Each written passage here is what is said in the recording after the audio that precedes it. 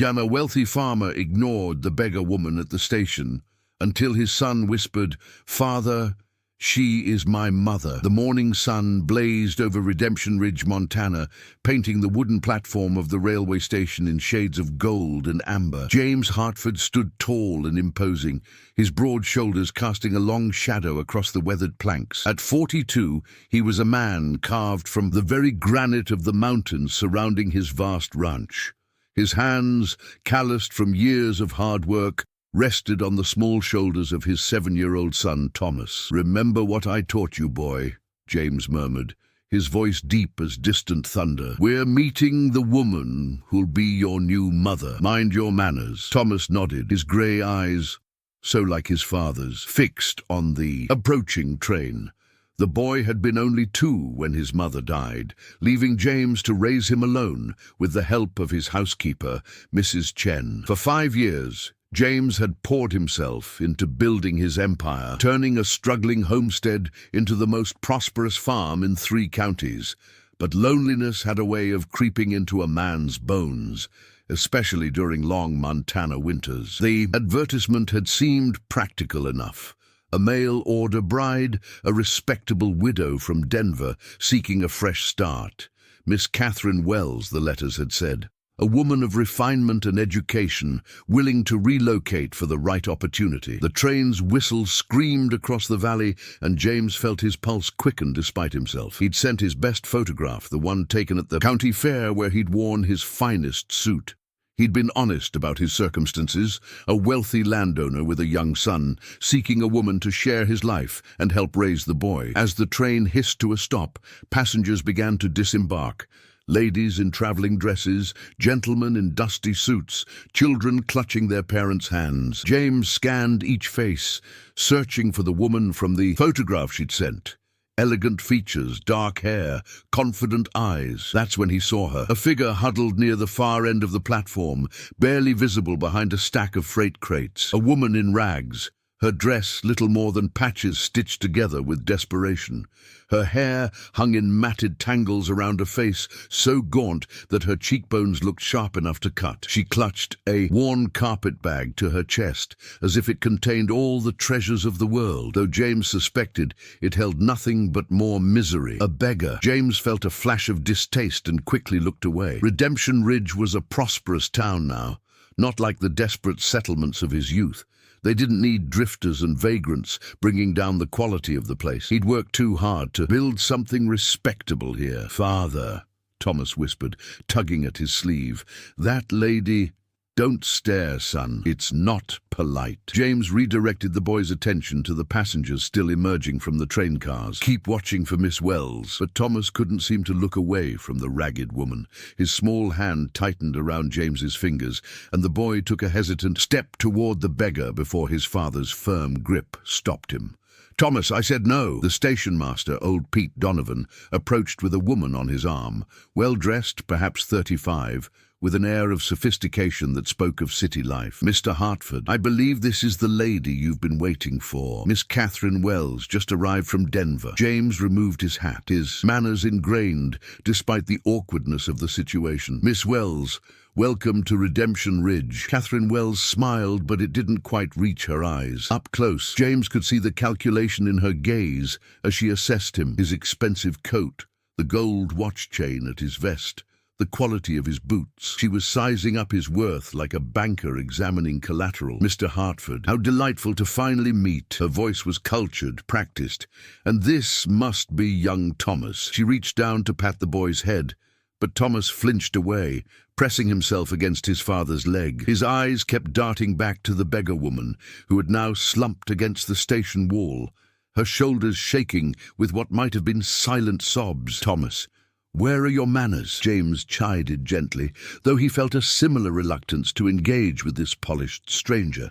Something felt wrong, though he couldn't name it. "I'm sure the child is simply overwhelmed," Catherine said smoothly. "Perhaps we should proceed to your home. I'm quite weary from the journey." As Pete Donovan went to retrieve her considerable luggage, 3 large trunks, far more than any practical woman would need, James found himself glancing once more at the beggar. She'd lifted her head slightly, and for just a moment, their eyes met across the platform. James froze. Even through the dirt and desperation, even across the distance, something in those eyes struck him like a physical blow.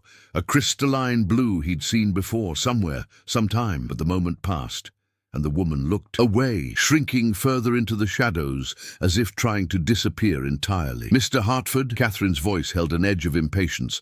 "Of course.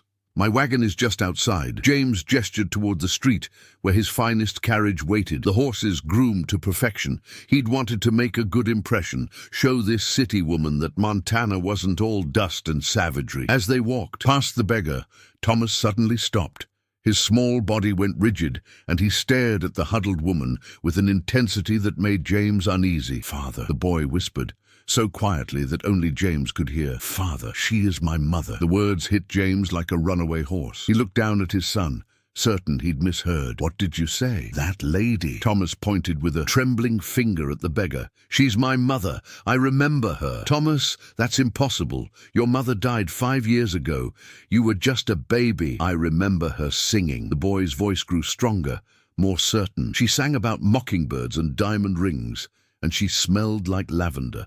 "Father, please, look at her, please." James felt Catherine Wells watching them, her expression sharp with curiosity and something else, something that looked almost like alarm. The other passengers had dispersed, heading to the hotel or the livery or their waiting families. Only they remained on the platform now, the wealthy farmer, his son, the prospective bride, and the beggar who refused to lift her head. "This is absurd," Catherine said crisply. "The child is clearly confused. Mr. Hartford, I really must insist." But James wasn't listening anymore. He was remembering. His wife, Elizabeth, had been buried 5 years ago after a sudden illness that took her in mere days. But there had been no viewing, no final goodbye. The fever had been too severe, the doctor had said. The body too ravaged by disease. It would be better to remember her as she was. James had been mad with grief, willing to believe anything that would end his pain. He'd let them close the coffin without seeing her face one last time. He'd let them lower her into the cold Montana ground while he'd stood like a statue, unable to cry, unable to feel anything but the vast emptiness where his heart had been. Slowly, as if moving through deep water, James walked toward the beggar woman. With each step, his pulse hammered harder against his ribs. It couldn't be. It was impossible. People didn't rise from the dead. "Excuse me," he said, his voice rough. "Miss, I need you to look at me." The woman trembled, pressing herself harder against the wall. Her hands clutched the carpetbag so tightly, her knuckles showed white through the grime. "Please." James knelt down, making himself smaller, less threatening. "Just look at me. That's all I ask." For a long moment nothing happened. Then slowly the woman raised her head. James's world shattered and reformed in the space of a heartbeat. Even through 5 years of suffering, even through the dirt and the hollow cheeks and the eyes that had seen too much pain, he knew that face. He had kissed that face 1,000 times. He had traced those cheekbones in the darkness, memorized the curve of that jaw, the shape of those lips. "Elizabeth," he breathed, and the name was a prayer and a curse and a question all at once. The woman, his wife, his Elizabeth, who was supposed to be dead, let out a broken sob and tried to turn away. But James caught her shoulders gently, forcing himself to be calm, even though his entire body was shaking. "How?" The word came out as barely more than a whisper. "How is this possible?" Behind him, he heard Catherine Wells gasp. Then the sharp click of her heels as she hurried away, calling for Pete Donovan in a voice that had lost all its cultivation. But James couldn't look away from the ghost before him. "I'm sorry," Elizabeth whispered. And her voice was the same, hoarse from disuse perhaps, but the same voice that had sung lullabies to baby Thomas, the same voice that had laughed at James's awkward jokes, the same voice that had said, "I do," in the little church 7 years ago. "I'm so sorry, James. I never wanted—" "Father?" Thomas appeared at James's elbow, his small face tight with confusion and desperate hope. "Is it really her?" Elizabeth's eyes found her son, and the sound she made was somewhere between a laugh and a sob. "Thomas! Oh, my sweet boy, you've grown so big, so beautiful. Why did you leave us?" The child's voice cracked. "Everyone said you died. They said you were in heaven." Elizabeth's composure crumbled entirely. Tears cut clean tracks through the dirt on her face. "I didn't want to. I never wanted to leave you, baby. Never. James's mind was racing, trying to piece together an impossible puzzle. The closed coffin, the rushed burial, the doctor who'd left town immediately after, never to return, and Catherine Wells, who'd arrived with too much luggage and looked at his son like he was an inconvenient obstacle. Someone did this, he said slowly, his voice taking on a dangerous edge. Someone wanted you gone, wanted you declared dead. Elizabeth nodded miserably. Your brother, Charles, he said the ranch should have been his, that you didn't deserve it. He and Dr. Morrison, they drugged me, made me sick. They were going to kill me, but Morrison couldn't go through with it. He smuggled me out instead, told me to run and never come back, said if I ever showed my face again, they'd finish what? They started and hurt Thomas too. Red rage bloomed behind James's eyes. Charles, his own brother, who'd gambled away his inheritance and come begging for money twice a year like clockwork. Charles, who'd been so solicitous after Elizabeth's death, so helpful with the arrangements. He told me you'd remarried, Elizabeth continued, her words tumbling out now like water from a broken dam. That you'd found someone better, someone who could give you more children. He sent me newspaper clippings about your success, about how happy you were without me. I was in Denver, working in a laundry, trying to survive. Then the laundry burned down last month, and I lost everything. I had nothing left, nowhere to go. I just wanted to see Thomas one more time before She couldn't finish the sentence. Before you what? James demanded, his hands still on her shoulders. Before you died for real this time, in some gutter, alone and forgotten. I deserved it, she whispered, for being weak, for running instead of fighting, for leaving my baby. Stop! The command was harsh, but James's hands were gentle as they moved to cup her face, tilting it up so she had to meet his eyes. You survived. Against all odds, you survived. That's not weakness, Elizabeth, that's strength. But you have a new wife. I saw her. She's beautiful and clean, and she's a stranger, James interrupted. And if I'm right, she's probably another one of my brother's schemes. He glanced over his shoulder to where Pete Donovan was arguing with Catherine Wells, who seemed to be demanding her luggage be loaded back onto the next train. She took one look at you and ran. That tells me everything I need to know. Thomas had been silent through this exchange, his young mind working to process information too big for his years. Now he reached out and took his mother's hand, his small fingers wrapping around hers with fierce determination. You're not going away again, he said. And it wasn't a question. You're staying with us, right, Father? James looked at his son, then at the woman who'd been his wife, who was legally still his wife, who'd been stolen from him by treachery and lies. She looked nothing like the girl he'd married, that Elizabeth had been soft and healthy, with meat on her bones and light in her eyes. This Elizabeth was a shadow, a survivor of horrors he could only imagine.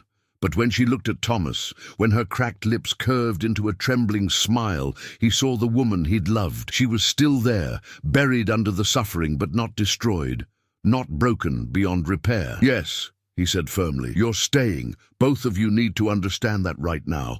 Whatever happened, whatever was done to you, Elizabeth, you're coming home. I can't. Fresh tears spilled down her cheeks. Look at me. I'm filthy. I'm sick. I'm not the woman you married. I can't be a wife to you. I can't be a mother to... Then don't be. Not yet. James stood, pulling her gently to her feet. She weighed almost nothing, like a bird made of hollow bones and broken dreams. Be a guest in my home. Be Thomas's friend. Be whatever you can manage to be until... You're strong enough to be more, but don't run. Please, God, don't run again. Elizabeth swayed, and James realized she was on the verge of collapse. How long since she'd eaten? How long since she'd slept somewhere safe? Without thinking, he swept her into his arms. She gasped, trying to protest, but he silenced her with a look. Thomas, get her bag.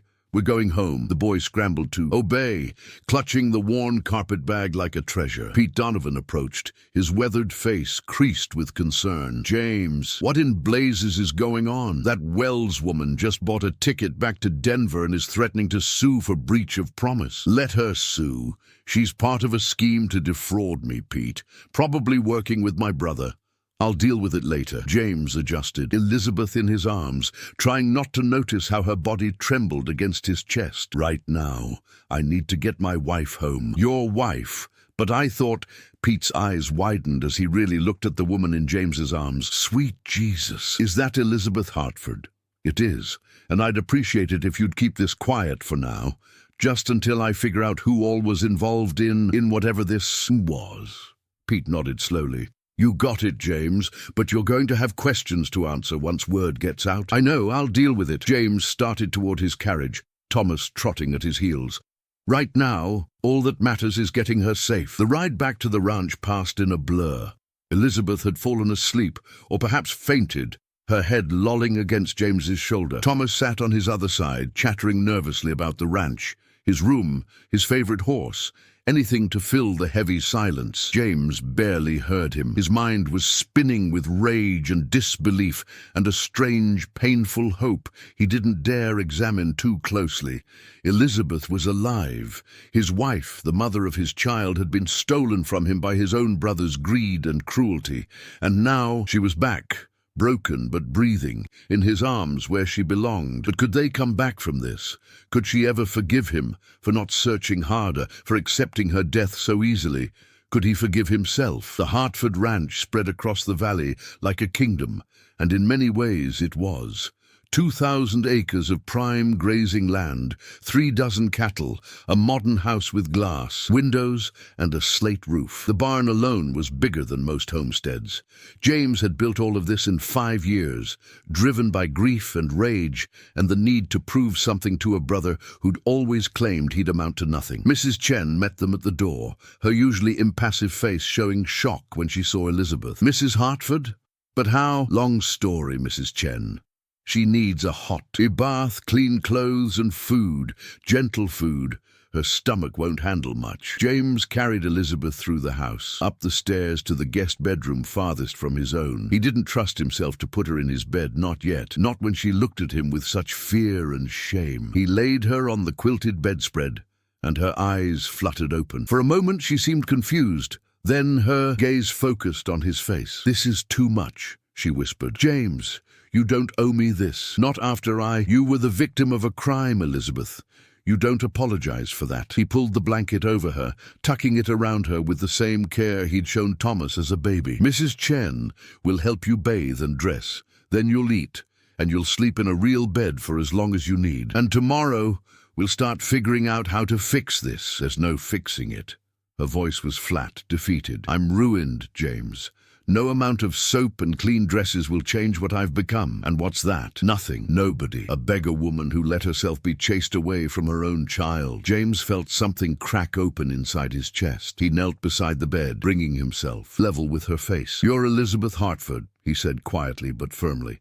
"You're Thomas's mother. You're the woman who taught him to count by singing number songs. You're the woman who made me laugh when I was certain I'd forgotten how. You're the woman who survived something that should have killed you. That's not nothing, Elizabeth. That's everything." She stared at him, and for the first time, he saw something besides despair in her eyes.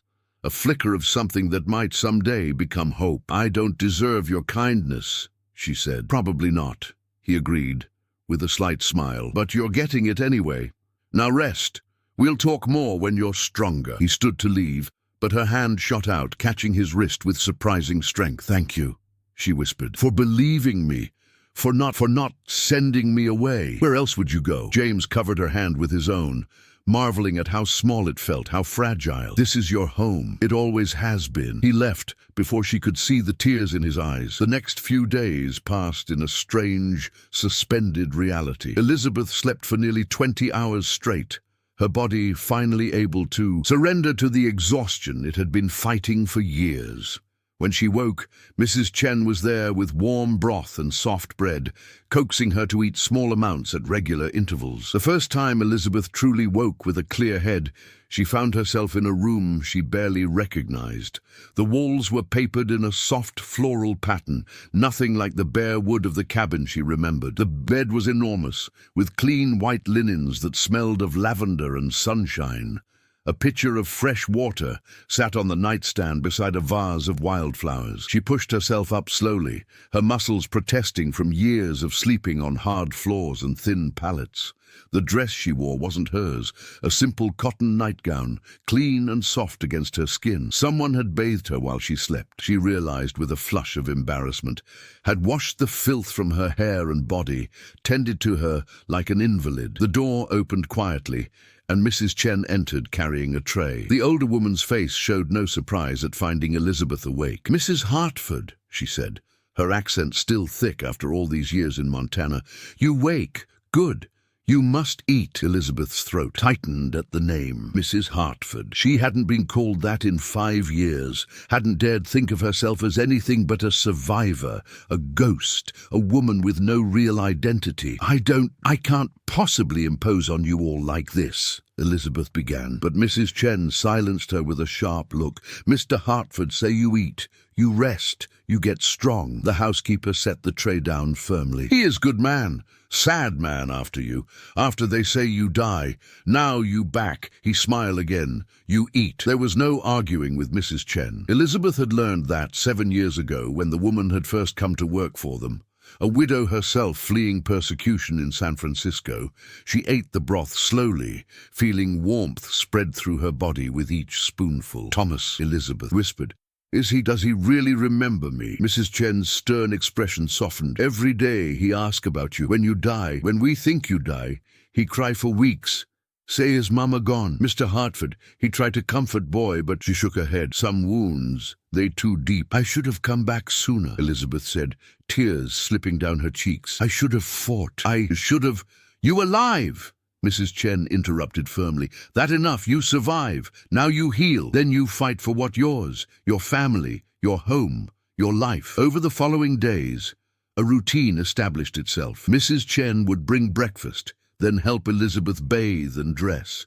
The first time Elizabeth saw herself in the mirror, she'd gasped. The woman staring back was a stranger, hollow-eyed, gaunt, with grey streaks in hair that used to be rich chestnut brown.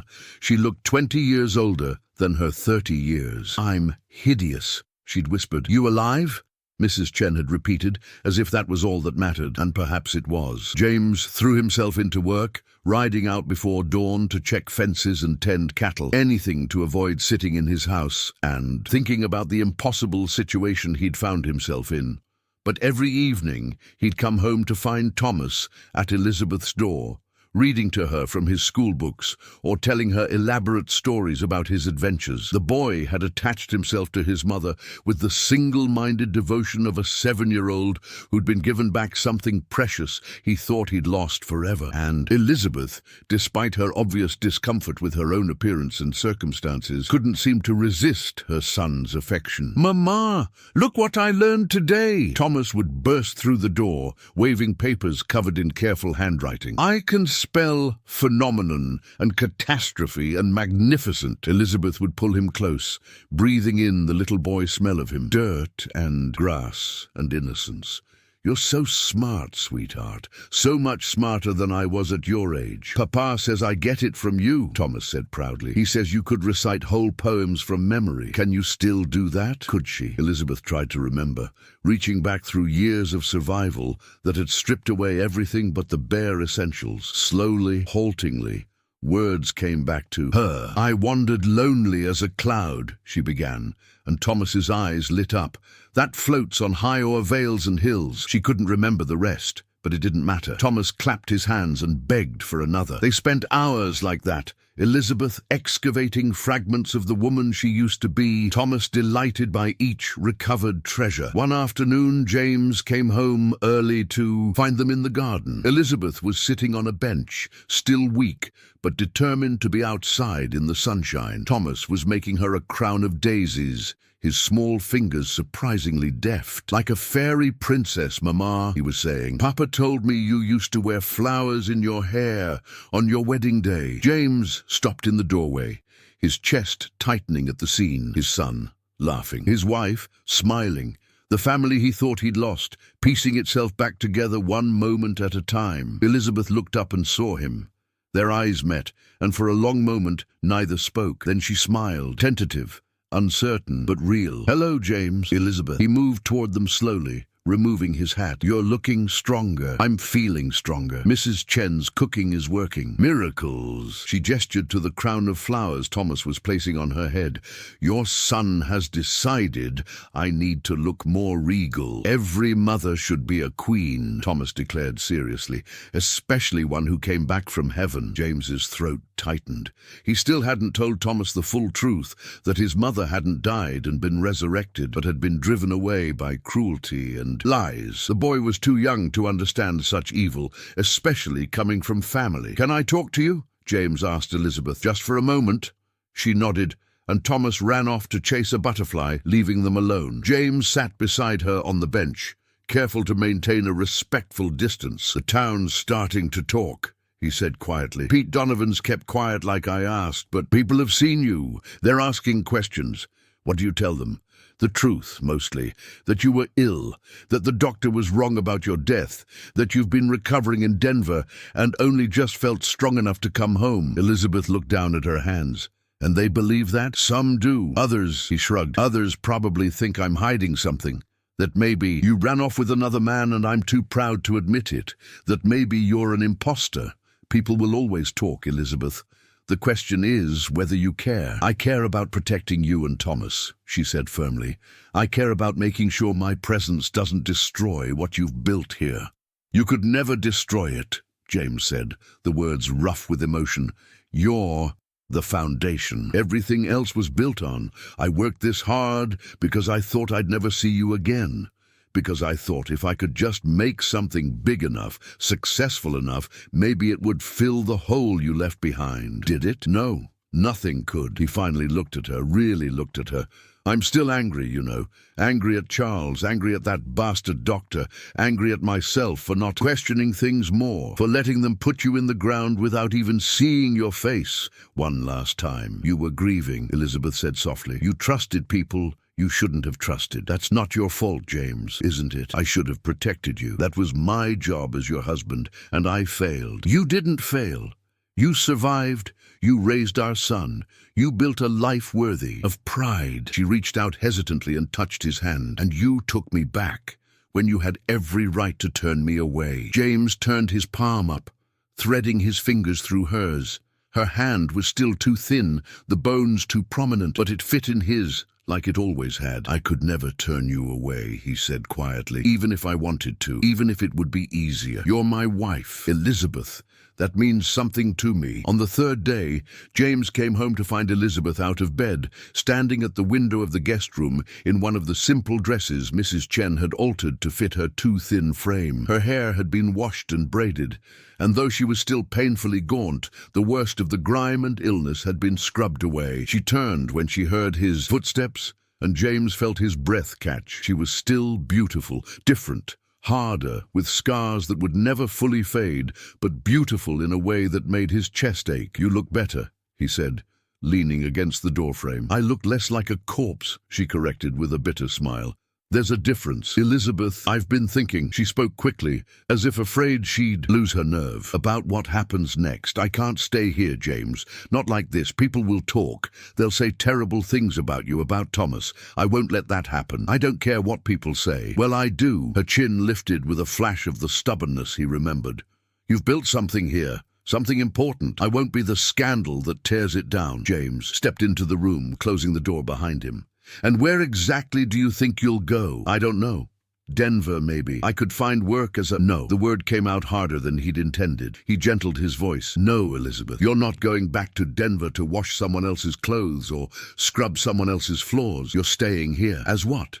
Your ward? Your charity case?" Pain flashed across her face. "I can't be your wife, James. Not anymore. I'm not the woman you married. Neither am I the man you married." He shot back. "I'm harder now. Colder. I built this empire on anger and grief, and I'm not proud of the things I did to get here. We've both changed. That doesn't mean we can't figure out how to move forward." Forward to what? It was a fair question, and James didn't have a good answer. He'd spent the last 3 days avoiding exactly this conversation, but now it was here, and he couldn't run anymore. "I don't know," he admitted. But I know I'm not letting you go again. Not when you've just come back. I'm not back, James. I'm a ghost, a shadow of who I was. She wrapped her arms around herself, looking small and lost in the too big dress. I can't be a proper wife to you.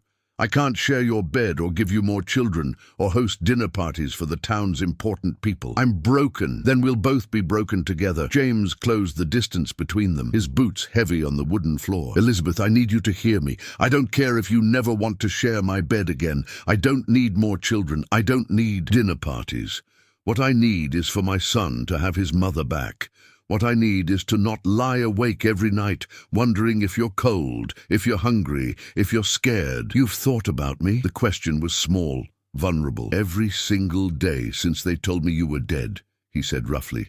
I tried to stop, tried to move on. That's why I sent for a mail-order bride. I thought if I could just replace you, fill the empty space you left, I could finally breathe again. But you can't replace someone, Elizabeth. You can't just swap out one woman for another like changing horses. She looked up at him, and in her eyes he saw a war being fought. Fear against hope, shame against longing, despair against something that might, in time, become love again. I don't know how to be her anymore, she whispered. The woman you married. She died in that bed 5 years ago, even if her body kept breathing. Then be someone new. James reached out slowly, giving her time to pull away, and gently touched her cheek. Her skin was cool under his calloused palm. Be whoever you are now. I'll learn to know you again, and you'll learn to know me.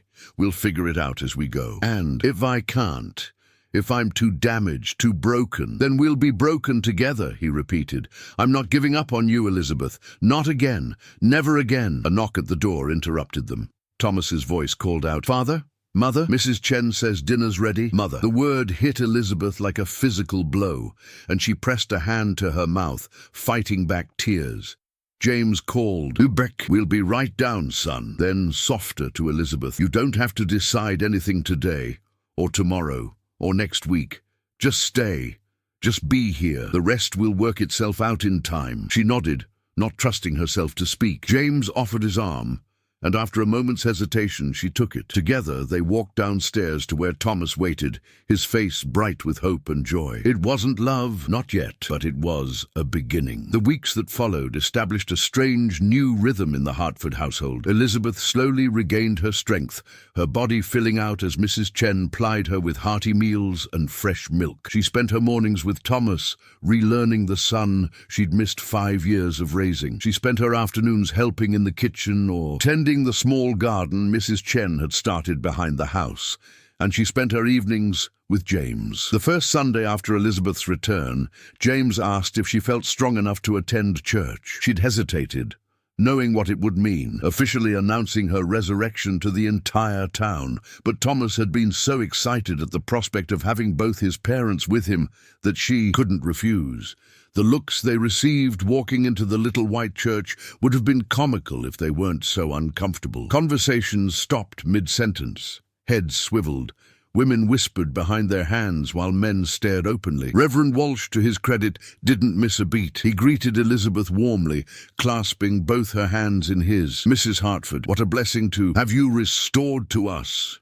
A true miracle. Thank you, Reverend, Elizabeth managed, her voice barely above a whisper. They sat in the Hartford family pew, the one James had paid for when he'd donated the money to build the church's bell tower. Thomas sat between them, holding each of their hands, his small face glowing with happiness. The sermon was about resurrection and redemption, and Elizabeth wondered if Reverend Walsh had changed his planned message when he learned she'd be attending. Probably. Small towns had a way of adapting quickly to dramatic news. After the service, they were swarmed. Women who'd been Elizabeth's friends 5 years ago approached with tears and embraces. Men shook James's hand and clapped him on the shoulder. Everyone wanted to know the story, to understand how a dead woman could be standing before them, flesh and blood. It's a miracle, one woman kept saying. A pure miracle from God. Elizabeth let them believe it. It was easier than the truth, that evil men had tried to murder her and she'd been too afraid to come home. Let them think God had intervened. Let them think she'd been in some kind of coma. The reality was too ugly for a Sunday morning, but not everyone was welcoming. Margaret Thornton, the banker's wife, looked at Elizabeth with barely concealed suspicion. 5 years is a long time to be recovering. One wonders what you were really doing in Denver all that time. James stepped forward, his voice dangerously quiet. One should be careful about wondering too loudly, Mrs. Thornton, especially when one's husband's bank holds the mortgage on my brother's property.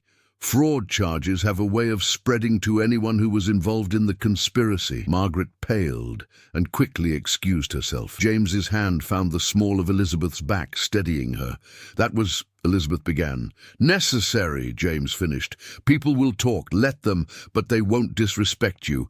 Not while I'm breathing. Over the following weeks, Elizabeth began to find her place again. Not as the girl she'd been, but as someone new, someone harder, someone who'd survived. She started helping Mrs. Chen with more than just simple tasks. She took over the household accounts, discovering she still had a head for numbers. She began planning menus and managing supplies. Small things, but they made her feel useful, necessary. And slowly, she and James began to talk. Really talk. One evening after Thomas had gone to bed, they sat on the porch watching fireflies dance in the darkness. Elizabeth had been quiet all day, and James could feel the weight of unspoken words between them. "Tell me about Denver," he said finally. "I need to understand what you went through." Elizabeth was silent for so long, he thought she wouldn't answer. Then quietly, she began to speak. "The first year was the worst. Dr. Morrison left me at a boarding house with enough money for 2 weeks. He said he was sorry, that Charles had threatened his family if he didn't help. He couldn't bring himself to kill me, but he couldn't let me stay either." She twisted her hands in her lap. "When the money ran out, I tried to find work. But I had no references, no skills that anyone valued. I'd been a rancher's wife, James. I knew how to cook for a family and mend clothes and keep a house. But in Denver, those jobs went to women with experience in grand homes. Women who could cook French cuisine and arrange flowers and host dinner parties." "What did you do?" James asked, though he wasn't sure he wanted to. "And know the answer. I took whatever I could get. Scrubbing floors in saloons, washing dishes in restaurants. When I got desperate enough, I worked in a laundry. The work was brutal, 14-hour days in steam, so thick you could barely breathe, lie burning your hands raw. But it was honest work. I kept telling myself that." She paused, and James reached out to take her hand. She gripped it like a lifeline. "I lived in a boarding house for women, 6 of us in a room barely big enough for 2. We'd work all day, come home exhausted, sleep a few hours, and do it all again. Some of the women," her voice broke, "some of them gave up, turned to prostitution because it paid better and the hours were shorter. I understood why they did it. I was tempted myself more than once when I couldn't make rent, Elizabeth, but I couldn't.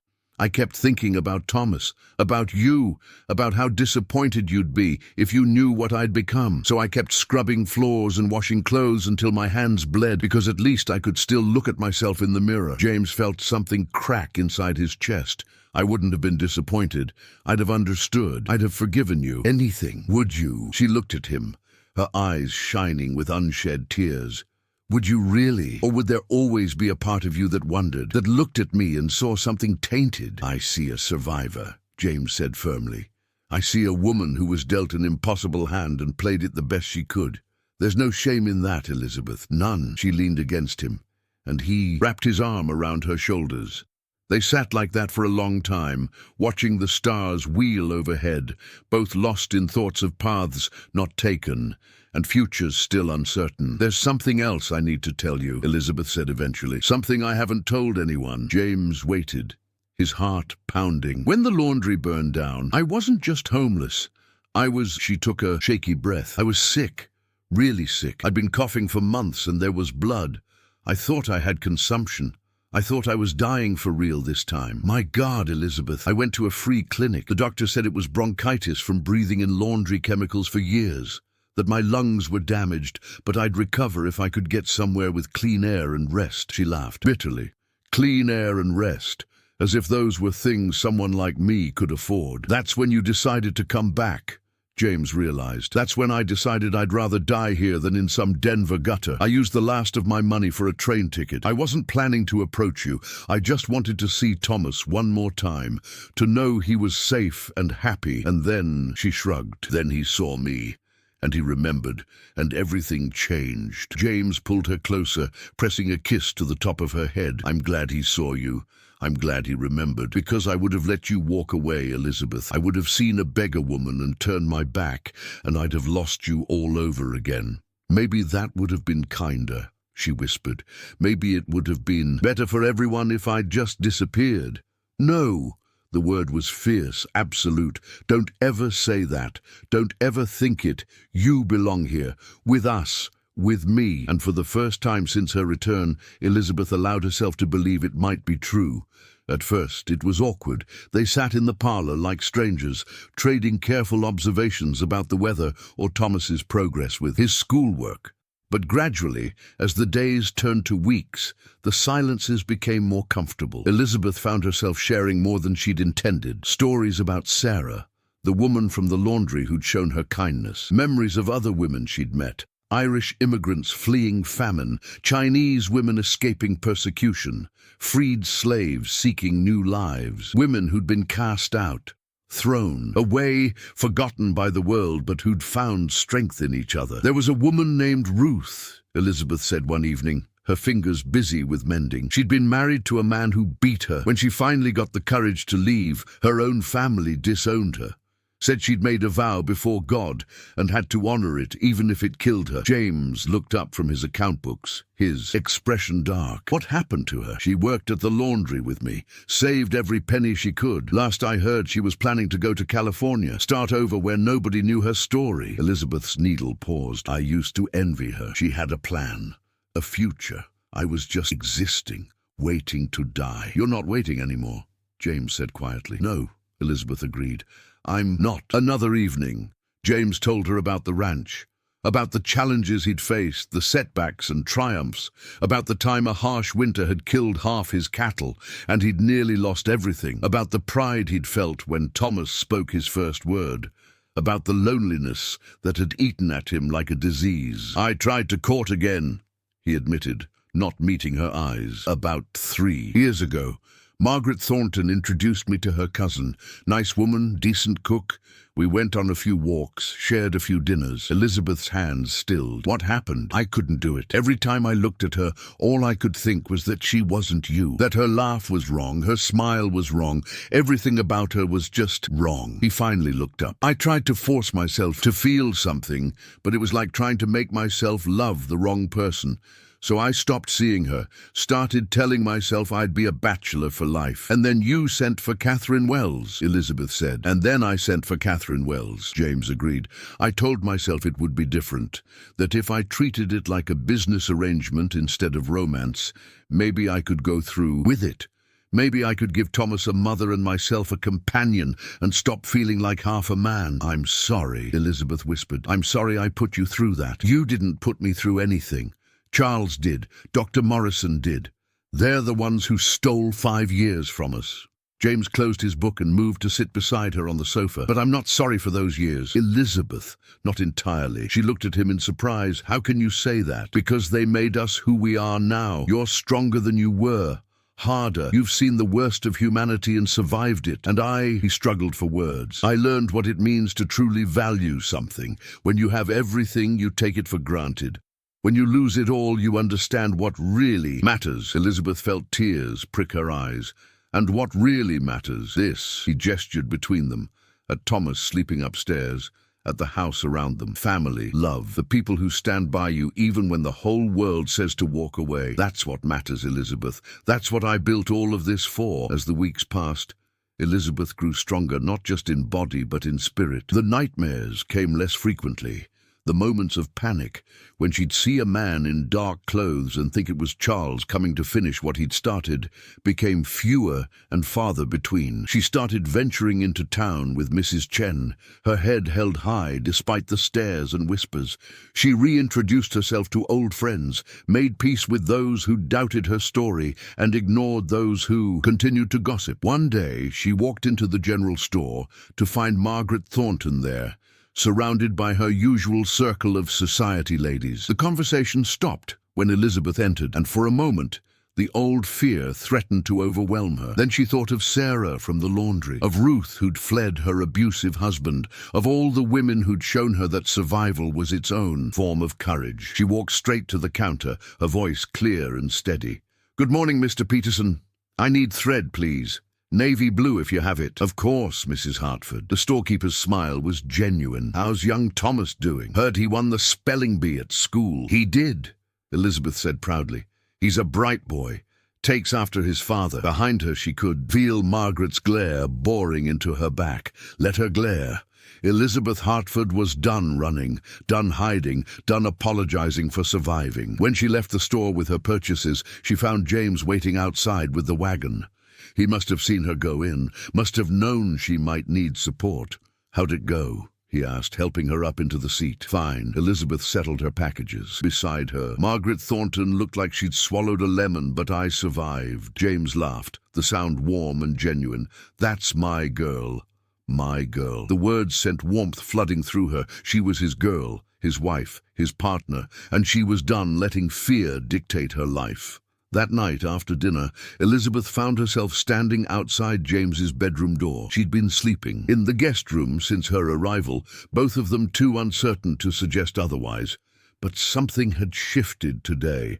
Something had settled into place. She knocked softly. "Come in," James called, surprise evident in his voice. Elizabeth opened the door to find him sitting on the edge of his bed, removing his boots. He looked up, and the hope in his eyes made her heart ache. "I'm not ready," she said quickly, "for everything. But I was thinking, maybe I don't have to sleep alone anymore. Maybe we could just share a room, share a bed, as companions, as partners." James stood slowly, as if afraid any sudden movement might spook her. "Are you sure?" "I'm sure I don't want to be alone anymore," Elizabeth said. "I'm sure I trust you not to push me, and I'm sure that we're married." "James, we've been married for 7 years. Maybe it's time we started acting like it." "Whatever you're comfortable with," James said softly. "We'll go at your pace, Elizabeth, always." That night they lay side by side in the darkness, not touching but close enough to feel each other's warmth. Elizabeth listened to James's steady breathing, feeling safer than she had in 5 years. "Thank you," she whispered into the darkness. "For what?" "For being patient with me, for not demanding more than I can give, for being you." James's hand found hers in the darkness, his calloused palm warm against her skin. "There's nowhere else I'd rather be than right here, right now, with you." Elizabeth squeezed his hand, and for the first time since Denver, she fell asleep without fear of what morning might bring. James started telling her about the ranch, about the challenges he'd faced building it into something sustainable. Elizabeth began sharing fragments of her years in Denver, the hardships she'd endured, but also the small kindnesses she'd found. "There was a woman named Sarah," Elizabeth said one evening, her fingers busy with mending, while James reviewed his account books. "She worked in the laundry with me. She had 6 children and a husband who drank away half their money. But every Sunday, she'd make this stew with whatever scraps she could afford, and she'd invite anyone who had nowhere else to go. I ate at her table more times than I can count." "Is she still in Denver?" James asked, looking up from his ledgers. "I don't know. When the fire happened, everyone scattered. I tried to find her afterward, but..."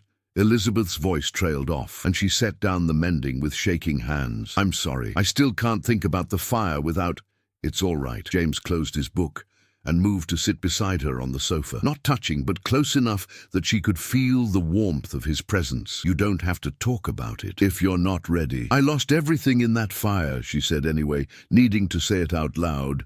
"The little I'd managed to save in 5 years. My clothes, my few books, the photograph of Thomas I'd stolen from the house before I ran. Everything burned. Except you," James pointed out gently. "You survived. Barely. I lived on the street for 2 weeks before I scraped together enough for the train ticket. I was going to..." She took a shaky breath. "I was going to throw myself in the river, James. I'd decided. But then I thought, maybe I could see Thomas one more time. Just once. From a distance, just to know he was safe and happy before I..." James's hand found hers, his grip firm and warm. "I'm glad you didn't." "Are you?" She looked at him, really looked at him. "I've turned your life upside down, destroyed your plans for a new marriage, brought scandal to your door. How can you be glad? Because Thomas has his mother back. Because I don't have to wonder anymore. Because he stopped, struggling with words. Because I never stopped loving you, Elizabeth, even when I tried, even when I thought you were dead. You were always there in the back of my mind, making it impossible to move on. James, I'm not asking for anything, he said quickly. I'm not demanding you feel the same. I know you've been through hell. I know you need time. I just need you to know that when you're ready, if you're ever ready, I'm here. I'm your husband, and I take that seriously. Elizabeth felt tears prick her eyes. I don't know if I can ever be a real wife again. The things I've seen, the things I've done just to survive, they've changed me. I'm not the innocent girl you married. Good, James said, surprising her. That girl was sweet, but she was also sheltered. Naive, she didn't know how strong she could be. This woman, he gestured at her, this woman survived something that should have destroyed her. This woman clawed her way back from nothing just to see her son one more time. That's the kind of strength I respect. I'm scared, she admitted in a whisper.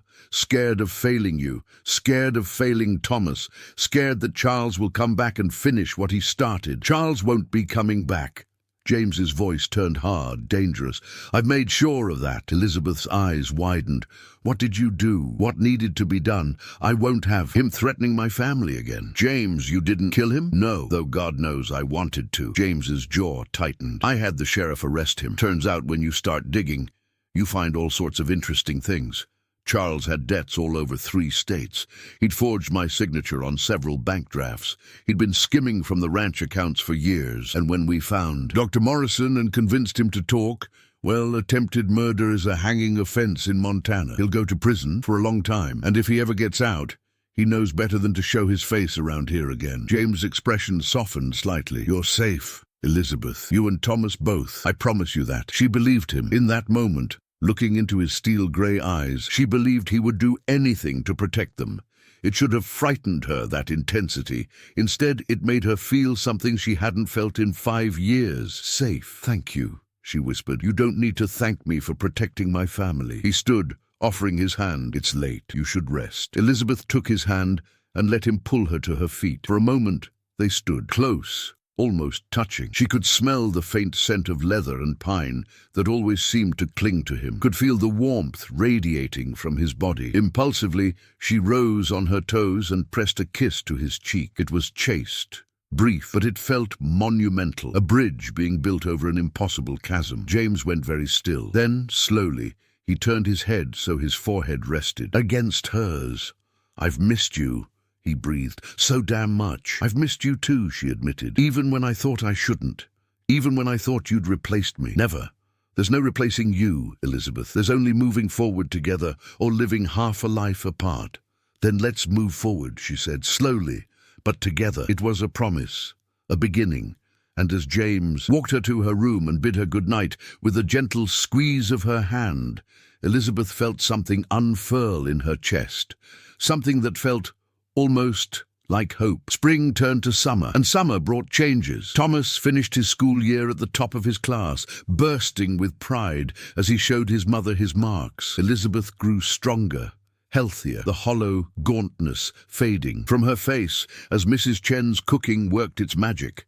Her dresses needed to be altered again, this time to accommodate a body that was finally healing. And slowly, carefully, James and Elizabeth found their way back to each other. It started with small things. James bringing her wildflowers he'd found on his rides, Elizabeth mending his shirts with careful stitches, shared glances across the dinner table, hands that brushed and lingered just a moment longer than necessary. One warm evening in July, James invited Elizabeth to walk with him after Thomas had gone to bed. They strolled through the meadow behind the house, the grass soft under their feet, fireflies dancing in the twilight. Do you remember our wedding night? James asked suddenly. Elizabeth blushed. James, not that part, he said with a gentle smile. I mean after. When we sat on the porch of that little boarding house and you told me about all the places you wanted to see, all the things you wanted to do. I wanted to see the ocean, she remembered, and San Francisco, and maybe even Europe someday. We could still do that, James said. When you're ready, when you want to. I don't need the ocean, Elizabeth said quietly. I don't need San Francisco or Europe. I just need this, you and Thomas, and a place where I belong." James stopped walking and turned to face her. The setting sun painted everything in shades of gold and amber, and Elizabeth thought she'd never seen him look so handsome or so vulnerable. "Do you belong here?" he asked. "With me, or are you just staying because you feel you have nowhere else to go?" It was a fair question, an important one. Elizabeth took her time considering her answer. "When I was in Denver," she began slowly, "I used to dream about this place, about the mountains and the sky and the way the air smells after a rain. I'd close my eyes and try to remember every detail of the house, the barn, the fence posts. It was the only thing that kept me going some days. The idea that somewhere this place still existed, that Thomas was here, growing up safe and loved." "But," James prompted when she paused, "but I never let myself dream about you," she admitted. "It hurt too much. Thinking about you finding someone else, marrying again, forgetting about me. I had to make myself believe you were better off without me, or I'd have gone mad." "I never forgot you," James said roughly. "Not for a single day." "I know that now." Elizabeth reached up and touched his face, her palm against the rough stubble of his jaw. "And I know I love you. I never stopped. Even when I was angry at you for not finding me, for believing I was dead, I still loved you. But James, I need you to understand something." "What?" "I'm not the same woman you married. I can't be. The things I've been through, they've marked me, changed me. There are nights when I wake up screaming from nightmares. Days when I can't bear to be touched. Moments when I see a man in a dark coat and I'm terrified it's Charles coming to finish what he started." "I know," James said gently. "I've heard you crying at night. I've seen you flinch when I move too quickly. And it doesn't matter, Elizabeth. None of it matters." "It matters to me," she insisted. "I need you to know what you're getting if we try to make this marriage real again. I need you to know I might never be the easy, uncomplicated wife you deserve." James pulled her closer, his hands settling on her waist with infinite care. "I don't want easy. I don't want uncomplicated. I want you, however you are, whatever you need. We'll figure it out together. What if I can't give you more children?" The words came out in a rush. "What if I'm barren now? Or what if I'm too scared to—" "Then we have Thomas," James interrupted firmly. "And if you're never ready to share my bed again, then I'll sleep alone and count myself lucky to have you under my roof. Elizabeth, you need to stop waiting for me to realize you're not worth the trouble. You are worth it. You're worth everything." She started to cry then, tears of relief and fear and gratitude all mixed together. James pulled her against his chest, and she buried her face in his shirt, breathing in the scent of him while he held her and murmured reassurances into her hair. "I want to try," she whispered when she could speak again, "to be your wife again, really your wife. But I need time, James. I need patience." "You have all the time in the world," he promised, "and all the patience I can give. We'll take it as slow as you need." She pulled back just enough to look up at him. His grey eyes were soft with tenderness, and she felt her heart stutter in her chest. "Kiss me," she said. "Please. I need to remember what it feels like." James searched her face, making sure she was certain. Then slowly, giving her every opportunity to change her mind, he lowered his head and pressed his lips to hers. It was nothing like their first kiss, that awkward fumbling on their wedding day. This was gentle, careful, a question and an answer all at once. His lips were warm and firm, moving against hers with a tenderness that made her ache. Elizabeth's hands fisted in his shirt, pulling him closer. The kiss deepened, and she felt something long dormant stir inside her. Desire, yes, but more than that, trust. The bone-deep certainty that this man would never hurt her, never betray her, never leave her to face the darkness alone. When they finally pulled apart, both breathing hard, James rested his forehead against hers. "I love you," he said. "I love you so much it terrifies me sometimes." "I love you too," she whispered back. "And it terrifies me too. But I'm tired of being scared. I'm tired of running. I want to stay. I want to build a life here with you and Thomas. I want to be your wife." "You already are my wife," James reminded her with a smile. "Have been for 7 years. We're just renewing our vows." "Then renew them properly," she said, surprising herself with her boldness. "Let's tell the town. Let's have a party. Let's show everyone that Elizabeth Hartford is back from the dead and she's not going anywhere." James's eyes lit up. "Are you sure? People will talk. They'll have questions. Let them talk. Let them question. I don't care anymore. Elizabeth felt a wild, reckless joy bubbling up inside her. I'm alive, James. I survived, and I'm done hiding.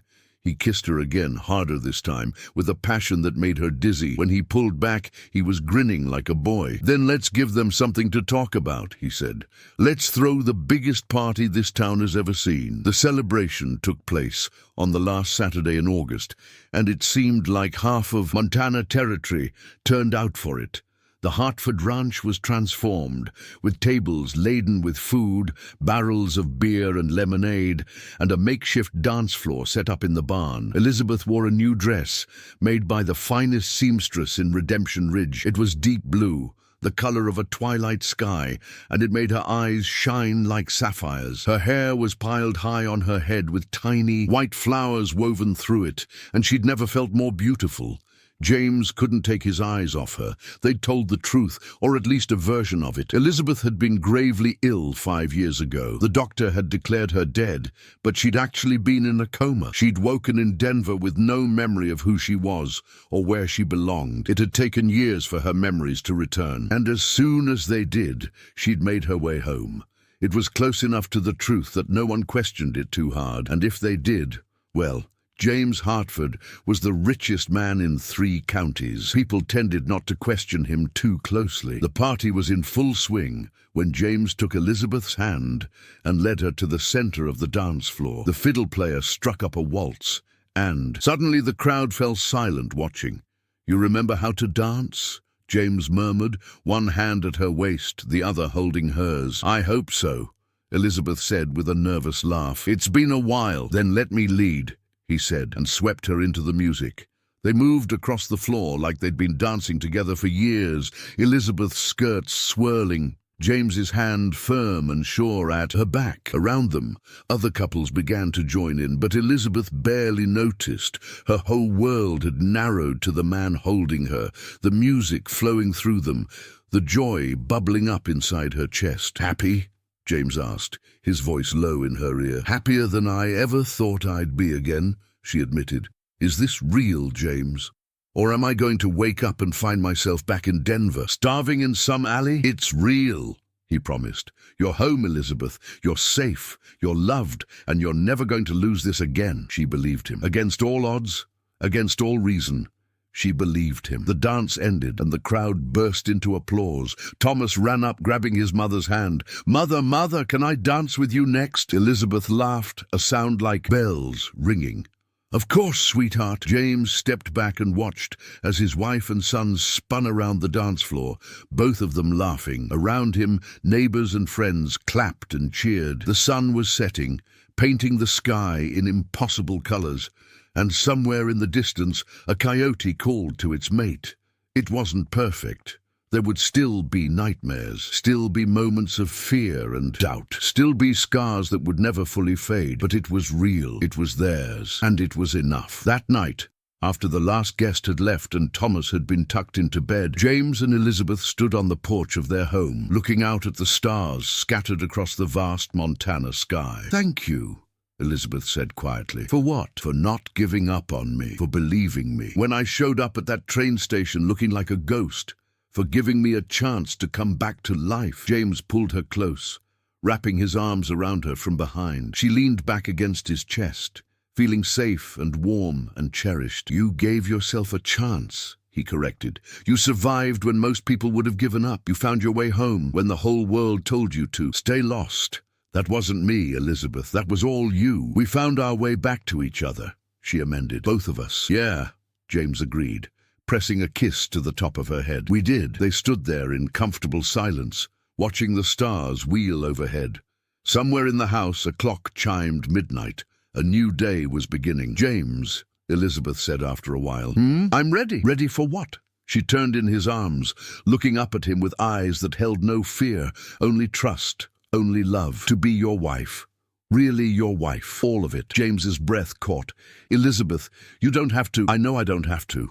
I want to." She reached up and touched his face, tracing the line of his jaw with gentle fingers. "I want to share your bed and your life and whatever comes next. I want to try for more children if God wills it. I want to build a real future, not just survive day to day. Are you sure? He had to ask, even though his heart was pounding so hard he could barely hear himself think. I'm sure, she smiled. And it was the smile he remembered from their wedding day, full of hope and promise, and just a little bit of nervousness. Take me to bed, husband. Let me show you how sure I am. James didn't need to be told twice. He swept her into his arms, making her laugh and protest half-heartedly about being perfectly capable of walking, but she didn't really mean it, and they both knew it. He carried her up the stairs to the master bedroom, the room he'd slept in alone for 5 years, the room that had felt like a mausoleum, filled with the ghost of a love he thought he'd lost. But tonight it would be different.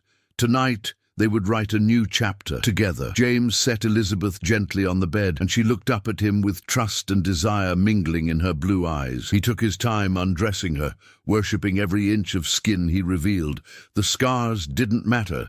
The changes didn't matter. She was beautiful to him, more beautiful now than she'd ever been, because he understood what it had cost her to come back to him. And when they finally came together, it was with tenderness and passion and a love that had survived death itself. Afterward, they lay tangled together in the moonlight, Elizabeth's head on James's chest, his fingers tracing lazy patterns on her shoulder. I was wrong, she murmured sleepily. About what? I said I was broken, but I'm not. I'm healed. Or healing anyway. Because of you. Because of us, James corrected. We heal each other. Yes, she agreed. We do. She fell asleep in his arms, safe and warm and loved. And for the first time in 5 years, James slept through the night without dreaming of ghosts. 5 years later, Elizabeth Hartford stood at the train station in Redemption Ridge, holding the hand of her youngest child, a daughter named Sarah, after the woman who'd shown her kindness in Denver. Thomas, now 12, stood tall and proud beside his father, helping to carry luggage. They were waiting for a train, but not with anxiety this time, with excitement. Do you think she'll be scared? Sarah asked, her blue eyes so like her mother's, wide with concern. Maybe a little, Elizabeth said honestly. It's frightening to come to a new place and meet new people. But we'll be nice to her, right? Sarah insisted. We'll make her feel welcome. Of course we will, James said, ruffling his daughter's hair. That's what the Hartford family does. We welcome people who need a home. The train pulled into the station, and a young woman emerged. She was thin and nervous-looking, carrying a worn carpet bag that had seen better days. Her dress was clean but patched, and her eyes darted around the platform like a frightened rabbit. Elizabeth recognized that look, that fear, that desperate hope. She'd been that woman once, standing on this very platform, certain she'd be turned away. Instead, she'd found love and acceptance and a second chance at life. Now it was her turn to offer the same to someone else. The young woman, Mary her name was, had responded to an advertisement for a housekeeper and nanny. She was an orphan with no family and nowhere to go. In her letters, she'd been honest about her circumstances, almost brutally so, as if expecting rejection. Elizabeth had written back immediately, offering her the job and a home. Mary, Elizabeth called out, moving forward with a warm smile. I'm Elizabeth Hartford. Welcome to Redemption Ridge. Mary's eyes filled with tears. Thank you for giving me a chance, Mrs. Hartford. I promise I'll work hard. I won't disappoint you. I'm sure you won't, Elizabeth said gently. But right now, you look exhausted. Let's get you home, fed and rested. Everything else can wait. As they loaded into the wagon, James caught Elizabeth's eye and smiled. She smiled back, her heart full. They'd both been given second chances. Both been rescued from darkness by love and compassion. Now they could pass that gift forward, offering hope to others who desperately needed it. The Hartford Ranch had become more than just a prosperous farm. It had become a sanctuary, a place where broken things could be mended, where lost souls could find their way home. And as they rode through the Montana Valley, the mountains rising majestic around them, Elizabeth sent up a silent prayer of gratitude. She'd been a beggar woman at a train station, ignored and dismissed, but her son had seen her, her husband had believed her, and together they'd built something beautiful from the ashes of tragedy. It was more than she'd ever dared to hope for. It was everything, and it was just the beginning.